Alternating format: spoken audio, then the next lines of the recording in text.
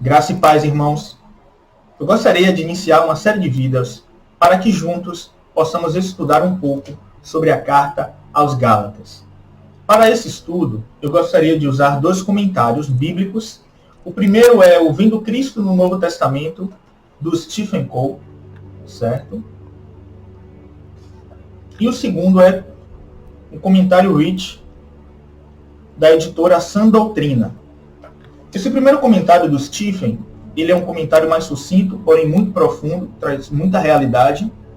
E o segundo, do comentário Rich, é um comentário de versículo por versículo, né? Ele vai falar contexto histórico e etc. Então, são dois livros que valem a pena para que possamos ter uma compreensão básica, pelo menos um plano de fundo, da carta aos Gálatas. A carta aos Gálatas, ela foi escrita no ano 49 depois de Cristo, pelo apóstolo Paulo. E como nós sabemos isso?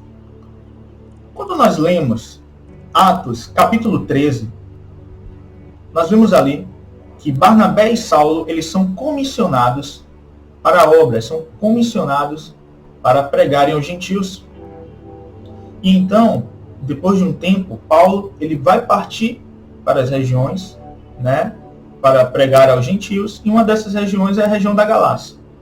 A Galácia, ela é uma região que possui várias cidades, entre elas Antioquia da Pisídia, Licaônia, Listra e Derbe.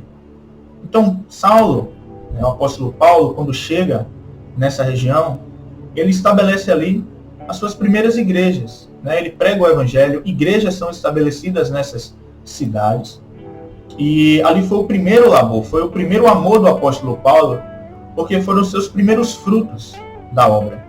Então ele tinha um carinho imenso por aqueles irmãos.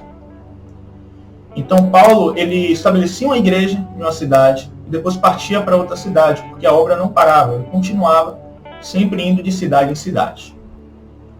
Porém, ele ficou sabendo lá no final da sua terceira viagem missionária que aqueles irmãos da região da Galácia estavam caindo em um erro que poderia colocar o evangelho em jogo.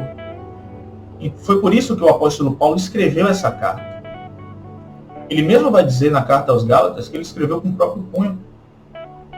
Então fica comprovado que foi o apóstolo Paulo que escreveu essa carta. Então, ele escreveu porque o coração dele agonizava, porque aquele erro poderia colocar o evangelho em jogo. E que erro era esse?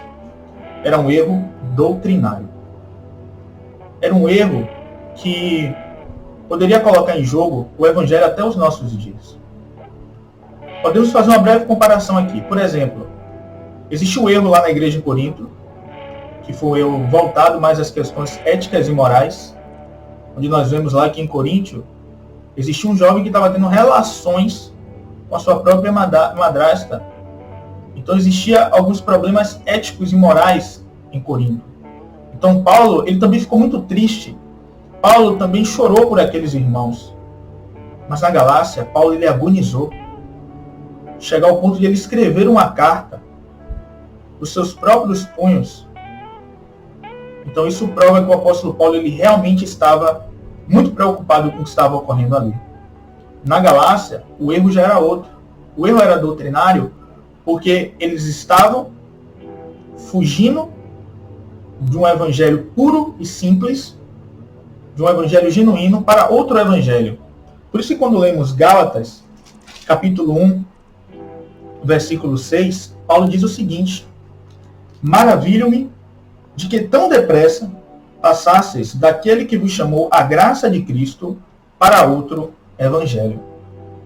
Essa palavra outro, ela tem dois significados no grego. O primeiro é allos e o segundo é héteros. Allos significa de espécie, da mesma espécie, e héteros de espécie diferente. Então o evangelho que estava sendo pregado lá na Galácia era um evangelho de espécie diferente. E quem era que estava pregando? Quem estava ensinando para aqueles irmãos na Galácia? Eram os judaizantes. Esses judaizantes, eles vieram de Jerusalém, eles causaram problemas em Antioquia, dizendo que para ser salvo era necessário você cumprir a lei, guardar os sábados, se circuncidar. Isso gerou muitos problemas, né, naquela cidade de Antioquia.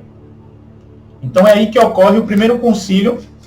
A gente pode ver isso lá em Atos, no capítulo 15. A gente lê Atos, capítulo 15. A gente percebe, no versículo 1, diz o seguinte: então, alguns que tinham descido da Judéia ensinavam assim os irmãos: se não vos circuncidades, conforme o uso de Moisés, não podereis salvar-vos. Então perceba, eles estavam ensinando outro evangelho. Isso causou muitos problemas. Então, é aí que ocorre o primeiro concílio, tá bom? Onde os anciãos e os apóstolos, eles se reúnem e decidem, né, pelo Espírito Santo, que não é necessário cumprir nada da lei, se circuncidar, fazer nada para ser salvo. A salvação é especificamente pela graça. Nós somos salvos pela graça. Não somos salvos pelas obras da lei.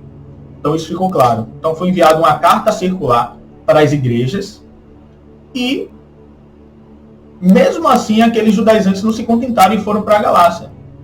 Chegando na Galácia, eles acharam ali pessoas que rapidamente foram seduzidas por esse outro evangelho. Por isso que quando nós lemos Gálatas, no capítulo 3, versículo 1, Paulo diz: ó insensatos Gálatas, quem vos fascinou para não obedecerdes à verdade, a vós, perante os olhos de quem Jesus Cristo foi evidenciado, crucificado entre vós? Lembra que Paulo falou aos Coríntios: nada que saber entre vós, a não ser a Cristo e este crucificado? Paulo pregou esse evangelho, o evangelho da graça. Paulo não ensinou para eles que deveriam, para ser salvo, deveriam se circuncidar, guardar os sábados, nada disso. Paulo ensinou o evangelho da graça. Então eles foram seduzidos por aqueles judaizantes. E por que isso ocorre? Isso é explicado pela natureza humana. A natureza humana, ela quer fazer algo para ser salva. Ela não quer esperar para ser aperfeiçoada. O trabalhar do Espírito Santo leva tempo. O trabalhar do Espírito Santo é no dia a dia. Então, aqueles irmãos da Galácia, eles começaram a fazer as coisas para serem aperfeiçoados. Então, quando nós lemos lá Gálatas, no capítulo 3, no versículo 3, Paulo vai dizer: sois vós tão insensatos que, tendo começado pelo Espírito, acabeis agora pela carne? Ou seja, Paulo vai dizer: vocês começaram no Espírito, mas agora vocês estão querendo se aperfeiçoar pela carne? Então, perceba, esse engano dos judaizantes levou aqueles irmãos a começarem a buscar a fazer as coisas na carne, para serem aperfeiçoados, para serem salvos. E é nesse ponto que eu quero chegar. Será que nos nossos dias nós não temos enfrentado isso também? Será que não tem sido pregado um outro evangelho em muitos lugares? Quantas pessoas têm sido ensinadas que se deve fazer algo para ser salvas? Darem o dízimo, darem ofertas, fazerem sacrifícios, fazerem isso e isso e isso para ser salvos.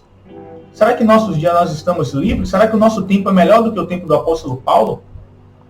No século XVI, Martinho Lutero usou a carta aos Gálatas como uma espada para desmantelar, para atacar aquele sistema religioso daquela época. Naquele período, a Bíblia era fechada para aquelas pessoas. Elas não tinham acesso à Bíblia. Mas Martinho Lutero, pela graça de Deus, ele traduz a Bíblia para o alemão, a linguagem comum do povo, e as pessoas começam a ter acesso às Escrituras. E elas entendem que somos salvos mediante a fé, pela graça, a justificação é pela fé. E como isso é precioso, irmão, como isso é libertador. E Paulo estava vendo aqueles irmãos indo por um caminho totalmente contrário, voltando para o formalismo, voltando para a lei, voltando para a escravidão. E é isso que a carta aos Gálatas quer nos ensinar. Que nós somos salvos pela graça, que nós fomos libertos do mero formalismo, que nós somos libertos da escravidão da lei. E a carta aos Gálatas, ela é maravilhosa, irmãos. Ela traz um ensinamento claro sobre essas coisas. Porém, nós, em nossos dias, tendo acesso à palavra de Deus, diferente daquelas pessoas daquele tempo lá de Lutero, Será que nós estamos em um tempo melhor? Reflita sobre isso. Porque tendo a palavra de Deus, muitos têm deixado se seduzir, muitos têm deixado se enganar. A salvação não é pelas obras. A salvação é pela graça, é pela fé. E é isso, irmãos. Essa é uma breve introdução para que nós possamos compreender o plano de fundo dessa carta tão maravilhosa. Eu espero que de algum modo Deus tenha falado ao seu coração. E te espero para que juntos possamos, no próximo vídeo, começar a adentrar um pouco mais nessa carta, que com certeza ela vai trazer muita riqueza aos nossos corações. Que Deus nos abençoe. Não esquece de dar seu like, não esquece de se inscrever no canal. Até o próximo vídeo.